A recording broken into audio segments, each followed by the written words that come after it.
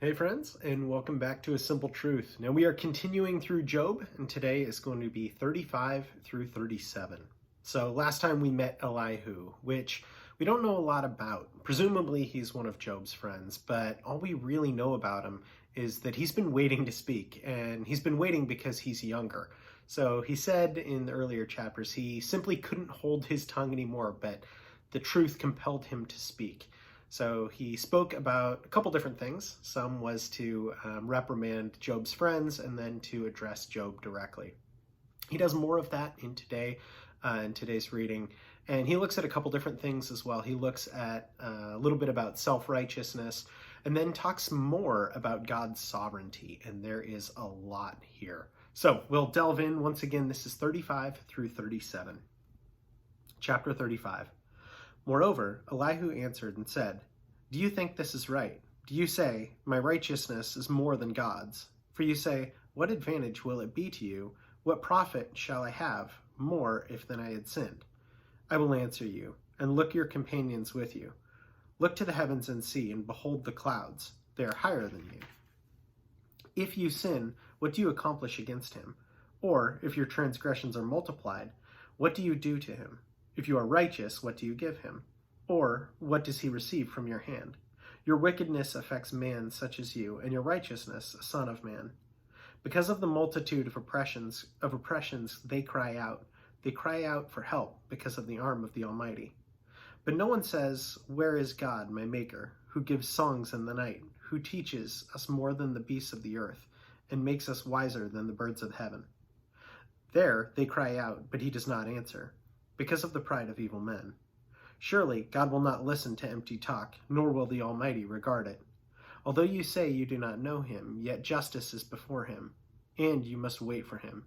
And now, because he is not punished in his anger, nor taken much notice of folly.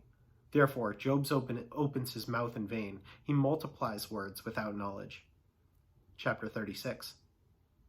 Elihu also proceeded and said, bear with me a little, and I will show you that there are yet words to speak on God's behalf. I will fetch my knowledge from afar. I will ascribe righteousness to my Maker. For truly my words are not false. One of you is perfect in knowledge. One who is perfect in knowledge is with you.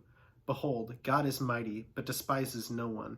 He is mighty in strength of understanding. He does not He does not preserve the life of the wicked, but he gives justice to the oppressed. He does not withdraw his eyes from the righteous, but they are on the throne with kings, for he has seated them forever, and they are exalted. And if they are bound in fetters, held in the cords of affliction, then he calls them their work and their transgressions, that they have acted defiantly. He also opens their ear to instruction and commands that they turn from iniquity. If they obeyed and serve him, they shall spend their days in prosperity, and their years in pleasures. But if they do not obey, they shall perish by the sword, and they shall die without knowledge. But the hypocrites in heart store up wrath. They do not cry for help when he binds them. They die in youth, and their life ends among the perverted persons. He delivers the poor in their affliction, and opens their ears in oppression. Indeed, he would have brought you out of dire distress into a broad place where there is no restraint. And what is set on your table would be full of richness. But you are filled with the judgment due the wicked. Judgment and justice take hold of you, because there is wrath. Beware lest he take you up away with one blow, for a large ransom would not help you avoid it. Will your riches or the mighty forces keep you from distress? Do not desire the night, when people are cut off from their place. Take heed and do not turn to iniquity, for you have chosen this rather than affliction. Behold, God is exalted by his power. Who teaches like him? Who has assigned him his way, or who has said, you have done wrong? Remember to magnify God's work, of which men have sung. Everyone has seen it. Man looks on it from afar. Behold, God is great, and we do not know him, nor can the number of his years be discovered. For he draws up drops of water, which distill as rain from the mist, which the clouds drop down and pour abundantly on man. Indeed, can anyone understand the spreading of his clouds, the thunder from his canopy?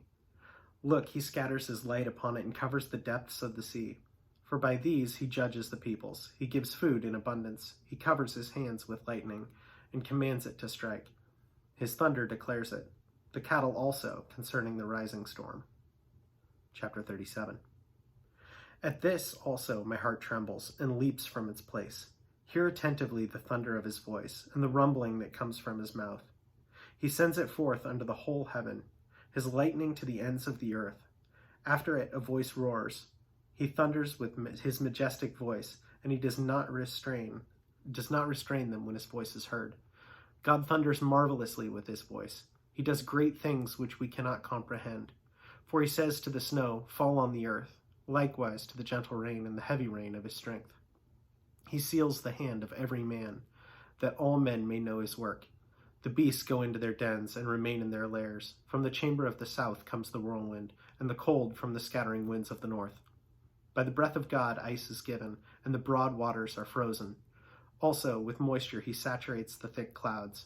He scatters his bright clouds, and they swirl about, being turned by his guidance, that they may do whatever he commands them on the face of the whole earth. He causes it to come, whether for correction, or for his land, or for mercy. Listen to this, O Job. Stand still and consider the wondrous works of God. Do you know when God dispatches them, and causes the light of his cloud to shine? Do you know how the clouds are balanced, those wonderful works of him who is perfect in knowledge? Why are your garments hot, when he quiets the earth by the south wind? With him have you spread out the skies, strong as cast metal mirror? Teach us what we should say to him, for we can prepare nothing because of the darkness. Should he be told that I wish to speak? If a man were to speak, surely he would be swallowed up. Even now men cannot look at the light when it is bright in the skies, when the wind has passed and cleared them. He comes from the north as a golden splendor. With God is almighty majesty. As for the Almighty, we cannot find him. He is excellent in power, in judgment and abundant justice. He does not oppress. Therefore, men fear him, he who shows no partiality to any who are wise of heart. So that is, again, a lot there from Elihu, but I think we can find a lot of humility in that, and that's something that's been on my heart a lot lately, is finding humility in the sovereignty of God. So instead of talking about God flippantly, or talking to God flippantly or without thought, giving pause. And it's something that I need to work on a lot, and I would venture that's something that could be on the hearts of a lot of people. But I think that's a great daily practice, to be mindful of who the person of God is. And we see a great picture of that in Job. And next time we will be hearing from God. So we will talk to you guys next time. And once again, thank you for joining us.